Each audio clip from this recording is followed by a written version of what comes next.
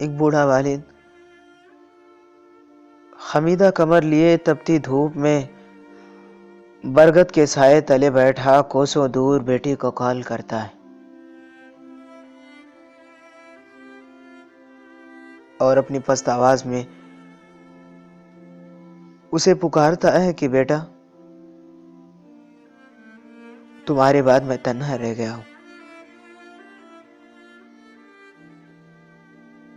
میرا درد بانٹنے والی تمہاری میاں فقط خیالوں میں بستی ہے. اس سے بچھڑے یہ 1 سال گویا مجھ پر کئی زمانے گزر گئے.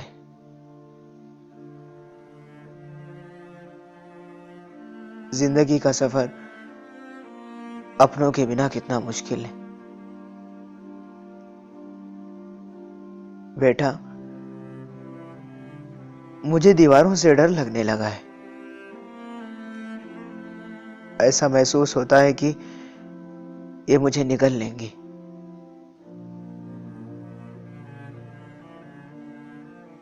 میں آج بھی چوبارے کی کھڑکی میں بیٹھ کر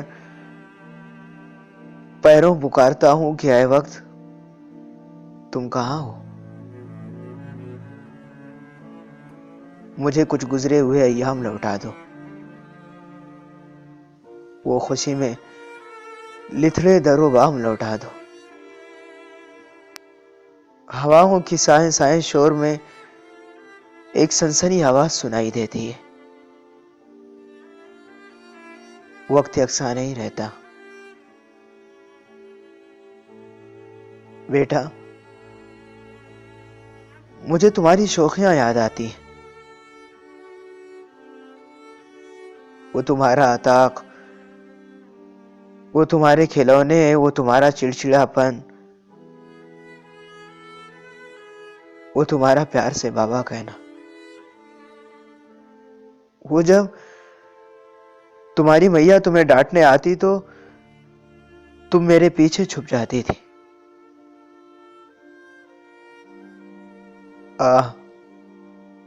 وہ سما کتنے پیارے تھے نا.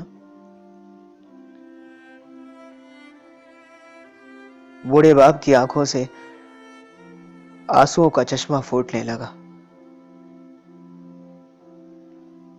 بیٹا، زندگی میرے بدن کی طرح ہچکولے کھا رہی ہے. آئے روز میں اسی خوف سے بھی مرتا ہوں کہ موت بھی آنی ہے. بیٹا، اس سے پہلے کہ میرا وجود میرا ساتھ چھوڑ دے، اس سے پہلے کہ میں اس چمن کو جو تم بن پرخار ہے الوداع کہہ دوں، اس سے پہلے کہ یہ آخری کٹھن شامیں گزر جائیں، مجھ سے مل لو. تمہارے بعد تو تمہارا عطاق بھی خستہ حال ہے. ہر چیز بکھری پڑی ہے. میرے ہاتھوں میں اب اتنی سخت نہیں کہ ہو بہو تمہاری طرح سجا کے رکھوں. بیٹا،